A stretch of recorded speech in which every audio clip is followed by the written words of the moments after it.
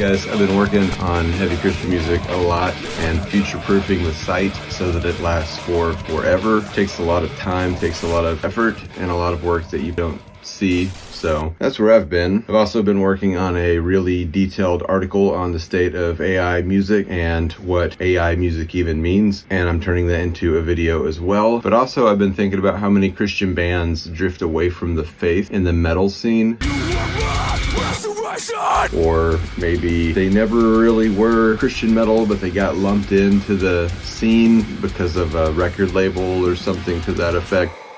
Several of those types of bands have released albums lately, and that's what's got me thinking about it. And it kind of got me in a funk, a little bit of a bad mood, thinking about all the bands over the years that have done that. But did want to kind of mention a few of those releases briefly. There were 3. The first release would be the Still Remains album, which still remains. I'm not saying those dudes aren't Christian, and they're amazing guys with amazing music, but they've always been pretty vague with their lyrics. They've never really been a highly outspoken Christian band.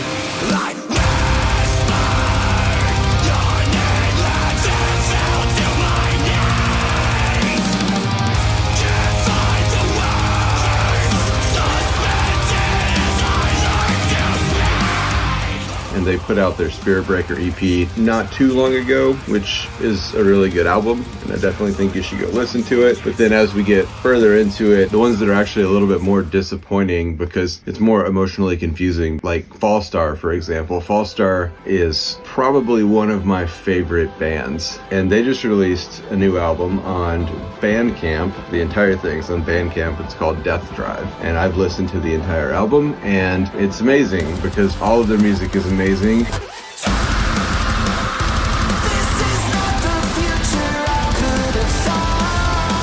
And they seem to be moving farther and farther away from the faith. It's not going in a good direction. And I don't know. And I know that they seem like great guys. As far as the Christian realm, I'm not necessarily sure that I would classify Fallstar as a Christian band anymore. And then their other project, Northlander, has some highly questionable lyrics as well. But Fallstar does have the new album on Bandcamp, which is exciting from a musical perspective, but also disappointing. In that same realm, we have Fit for a King, which is another exciting, disappointing thing because I love Fit for a King. I have 2 Fit for a King tattoos. Some of their songs have got me through some very difficult times in my life. I will always be a Fit for a King fan, but they've also, as a band, gotten farther and farther away from the faith. I'm not saying Ryan is not a Christian. I'm not saying that he's not writing Christian lyrics. He's definitely gotten more vague over the years. I'm not saying anything about any of their faith personally. They've definitely got more vague and farther away from the faith and seemingly more towards the mainstream and more interested in the stuff that's more popular. So that's disappointing. But Fit for a King came out with what appeared to be a new EP and is actually just a new song, which was in itself very confusing.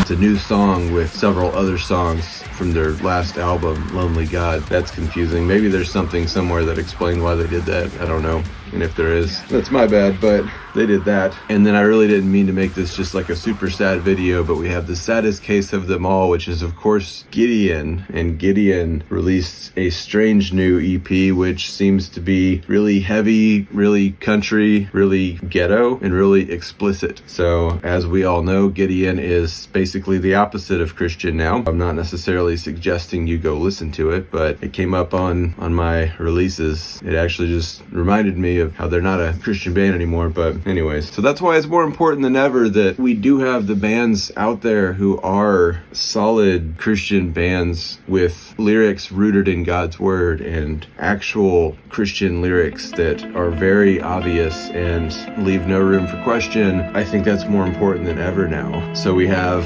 Fractured by Then It Ends is a new song they released not too long ago.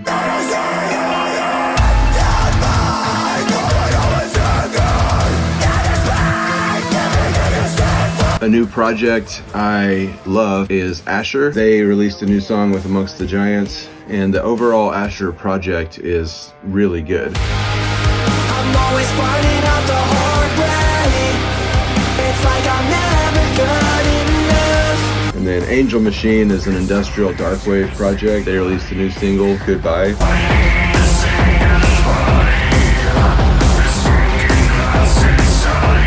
And then there's 3 final, just quick special announcements sort of things. With Blood Comes Cleansing released a 20th anniversary remastered version of Golgotha, and it sounds amazing. So you should go listen to that because it is so good.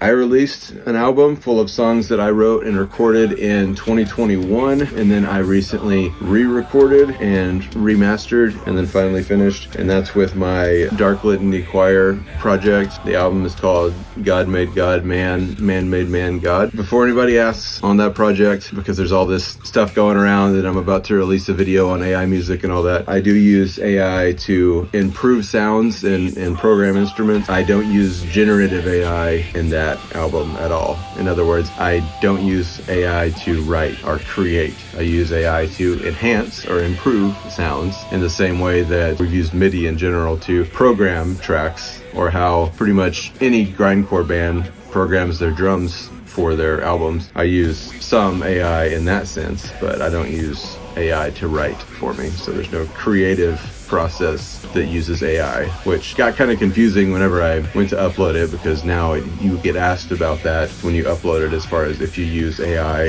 and it says that mixing and mastering doesn't count. The point is, I use AI to improve or enhance. I do not use AI to write or create. And then the final point, which this is probably the most important point for heavy Christian music in a while, I just got word that I am going to be medically retired from the military, which is kind of a bittersweet thing. It's good in that I have an answer, because the worst thing for me is not knowing, and retirement is a good thing. Being forced to leave the military is bittersweet, I guess. But the main sweet part is that I will now be able to be a full-time internet entrepreneur. So I will have more time for heavy Christian music. Once we leave Japan and go to our next location, it will most likely be Hawaii. I'll keep you guys updated on that. I should have a lot more time to create a lot more content and then to build the site up a lot more. The plan is to start a Patreon so that I can get support, and within that Patreon to kind of show exactly where everything would be going, so that if you decide to donate, you know what you're actually donating money towards. That is all future stuff. I just wanted to let you guys know that I will only be devoting more and more time to heavy Christian music. But thanks for all the support, and thanks for being an amazing community, and look forward to a video about a bunch of awesome new albums that have come out recently within the next week. Love you guys.